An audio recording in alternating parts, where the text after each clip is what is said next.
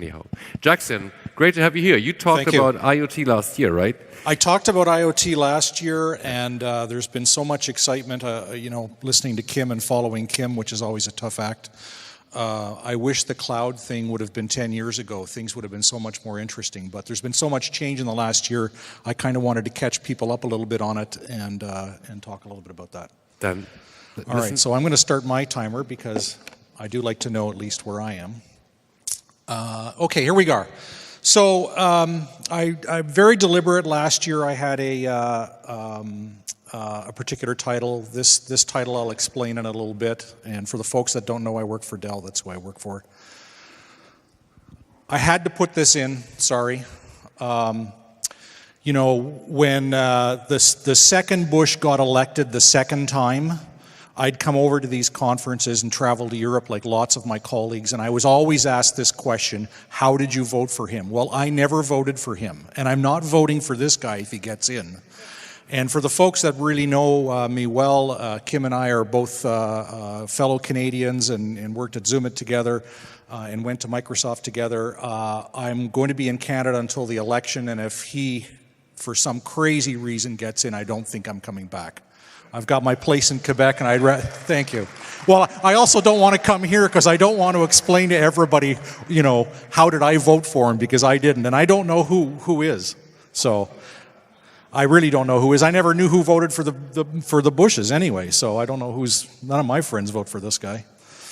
So what happened since last year? This was my graphic from last year.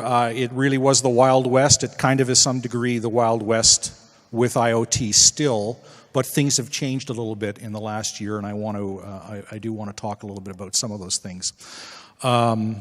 Very appropriate. A lot of people now talking about the Internet of Things equals the Internet of Threats. There's a lot of stuff happening. I literally, and I am not kidding, updated slides. One of the points on the slides today from something I learned, and by the time of this presentation, since I sent it to Levant and the presentation, other things happened that I would have put on the slides if I could have. I mean, things are almost changing that rapidly around this area. So everybody talks about this. I had to talk a little bit about this. Hackers remotely kill a Jeep on the highway with me in it. This was in Wired magazine, which I do somewhat respect. But I wanted to point out that the Jeep belonged to the hackers. They had quite some time to do this. It wasn't just I turned on Wi-Fi and took over the Jeep and drove it into a ditch. There was a little bit more than that. According to the guys, it took them over a full-time team over a year to find a way to do it. It was fixed immediately.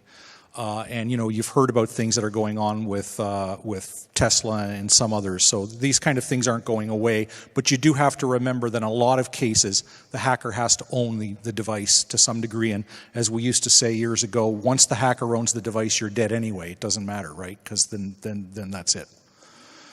So a few more examples recently. I don't know how many people know Trane, but they're big in HVAC. Heating, ventilation, and air conditioning. They have had a couple of bugs reported that would allow attackers to install malicious software on devices and use those to maintain a persistent presence on the network, on the victim's local network. And everybody ought to know the name of the company whose CEO and CIO both resigned because of an HVAC invasion more than a year ago. This one just was publicly revealed a few days ago. Issues around the way that the Samsung is implementing their smart things using OAuth that allows for a compromise and a vulnerability, and that's an interesting thing.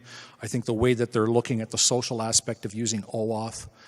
Wi-Fi enabled lights, leaking the Wi-Fi passwords, it seems to be common. We're hearing about this last year and this year. I happen to have a Fitbit area Wi-Fi smart scale. I don't really care if an attacker can find out how much I weigh, but it is one of those things that happens also. And a lot of interest right now around telematics, things that are being used in trucks. and on ships, that the protocol that they've been using is pretty vulnerable to, some exploits around SSH and getting root access to these devices. So, the security is not changing. So, there's still the issues with security. So I picked this new title, Damn the Torpedoes, Full Speed Ahead. Why did I pick that? Well, literally in the last year, I think we've seen, from the time I started researching this a year and a half ago, where people were very reticent about IoT, they were really concerned about security. Now folks have sort of decided that security is going to take, to some degree, a backseat, or they're not even thinking about it. So, the heck with security, or they're not thinking about security, and we want the benefit. The benefit is outweighing things. Now, this graphic is an awesome graphic. I will admit it's not my graphic, but I thought this was a really interesting illustration for you. There's been a lot of talk about identity and how do you interface with IoT, and I think this, to some degree, explains some of the issues around trying to manage both security and manage identity to some degree with these things. Just a couple of examples. Sorry, I can't talk to him right now.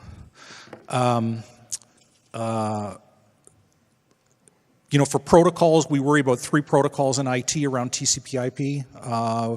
Thousands of protocols potentially. When you look at all the different operating systems, you look at all the different hardware vendors, you look at all the different things that, including some things that don't even use TCP/IP on IoT.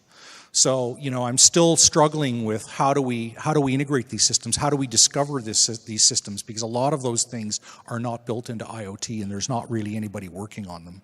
There's some people thinking about it, but not necessarily from that perspective.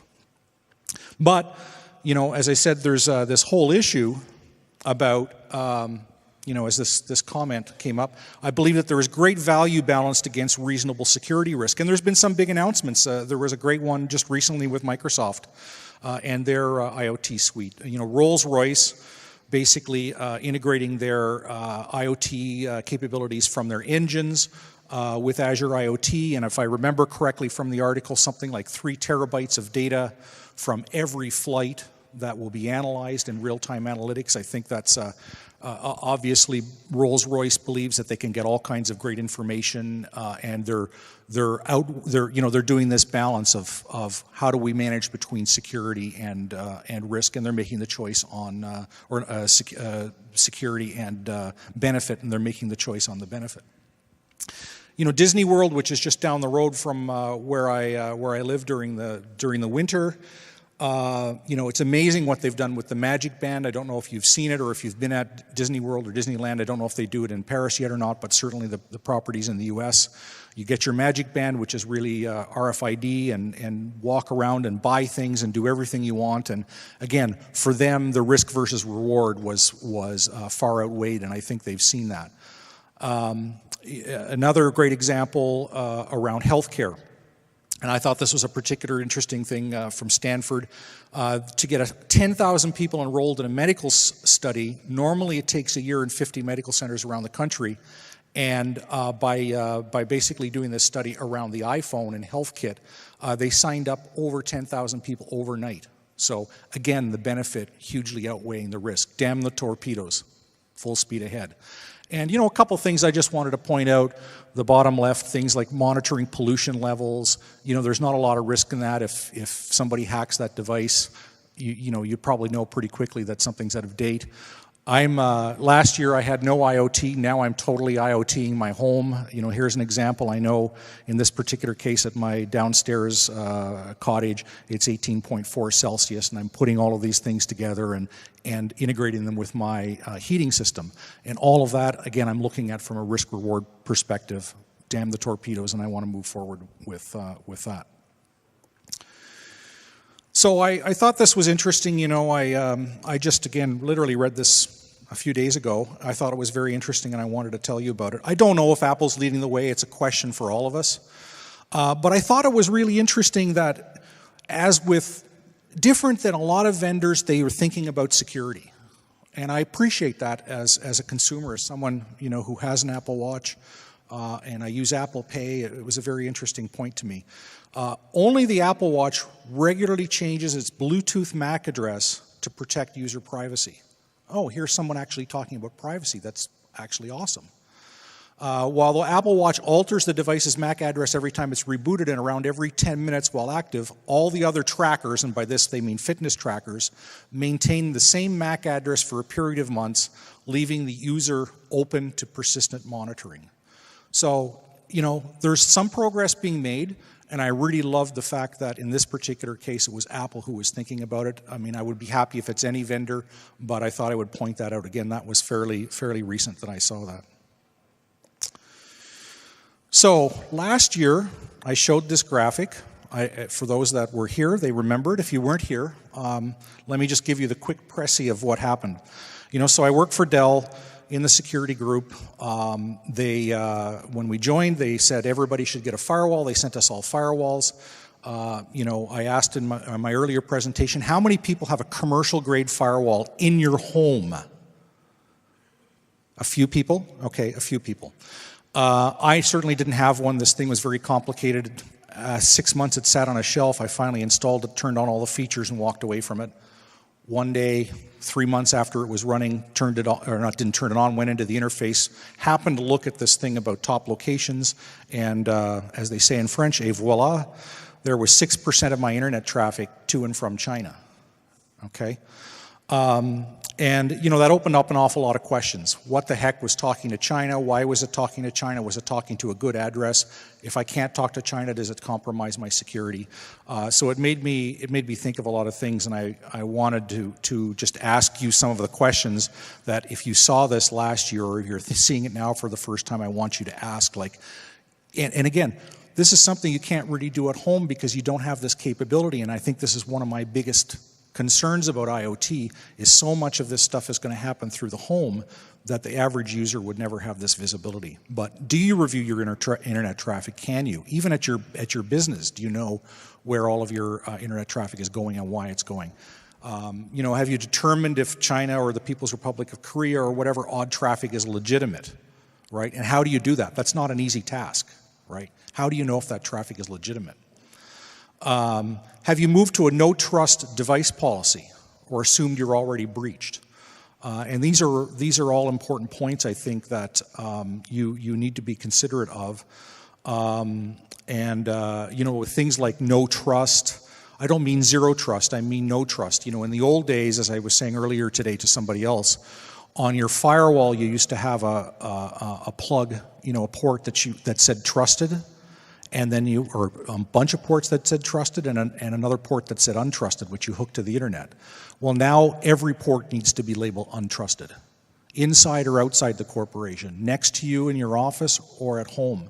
And the wake-up call I had, as I explained before, was seeing this report, and then a couple days later, I think it was on the weekend, I needed to do something at corporate, and I started up my VPN from home to Dell to, I don't know, look something up, do something on HR, I don't remember what it was, and having this liminal moment where I said, oh my gosh, I just opened up a door directly from whatever traffic I'm having with China and my corporate headquarters. Not a position that I really want to be in.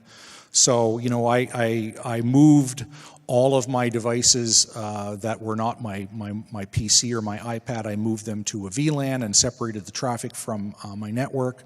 I didn't need my refrigerator traffic, you know, going off to Dell and doing whatever refrigerators do in these different locations.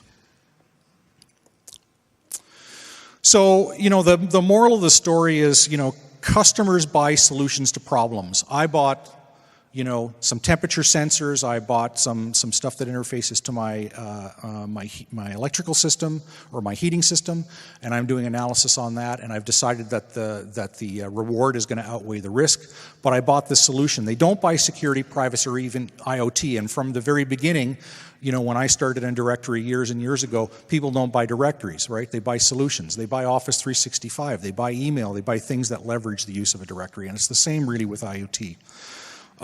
So the point I want to make to you as the IT folks is the choice will mostly be made likely without involvement from you. They're not going to come to you, generally speaking, and say, what do you think about the security of this IoT device? That you'll come in one day and suddenly there'll be devices. Or even the worst scenario, I think, for most companies is where employees start bringing devices into the office themselves and you don't know anything about it, right? You know, in the days when Kim and I were at Microsoft years and years ago, they used to walk around with a Wi-Fi detector looking for people who put in rogue Wi-Fi access points until they went to 802.1x authentication. Well, it's very similar, but you can't really do that for all these IoT devices. You don't know if someone put a camera in your office or a sensor or a motion sensor or these kind of different things. So they're just going to happen. So you have to trust nothing. You are now an infinite attack surface. You've heard everybody say there's going to be 40 billion devices in X amount of time or what have you. It does truly make you an infinite attack surface. Even at my cottage, I've installed 6 of these devices and I've got more to go in. I've gone from a very small attack surface to a much larger attack surface, and at a company it's huge. Your firewall shouldn't care what it's connected to. I really think that, and I speak also as a vendor about firewalls, that you have to move to this completely untrusted thing. You have to move to multi-layered approach. Everything should go to a VLAN until you decide otherwise. You need to understand the before and after, the manufacturing origin of these things. And, we have this big debate internally always about things like FIPS and common criteria. I don't care about that with IoT devices. What you're really interested in is penetration testing. Has it been done? Who did it? What were the results? And can you do it yourself to verify it? Common criteria isn't going to help you there. And stupidity will continue to prevail. I mean, absolutely no question about it. This example here is a great example. It's a screenshot from a BBC show where they brought up the British rail system in London and had the logon and the password right on the monitor, and it was displayed for everybody. These kind of mistakes are going to happen constantly around things like IoT. That the people who are building security are putting in hard-coded passwords. All this stuff is being discovered. It's exceptionally stupid, and it will continue to prevail, and you have to keep that in mind. So with that, thank you. I thought I would leave you with this last Twitter quote, which I did laugh. I thought it was pretty funny. So, do we have any questions? Do we have time? I know it says 1 minute left. Thank you so much. Yes. So no. We have still a little bit over time, but we maybe still have time for one question, and there's one question that has been submitted by someone.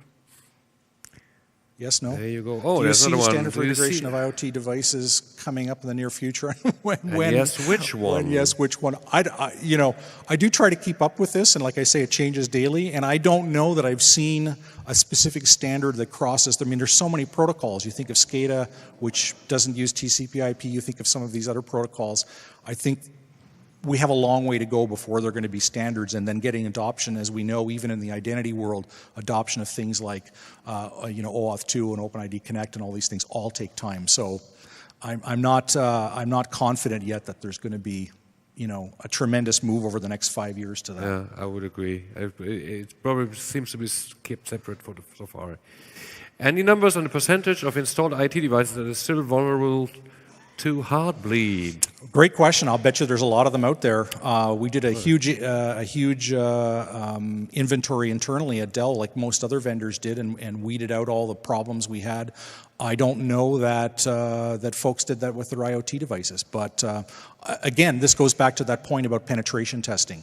Don't rely on what you're told. Don't rely on certifications. Verify it yourself. If you're going to deploy IoT devices in your corporation, you should understand the security of them and where they were built and et cetera. Thank you very much for your insights. You're welcome. Thank you.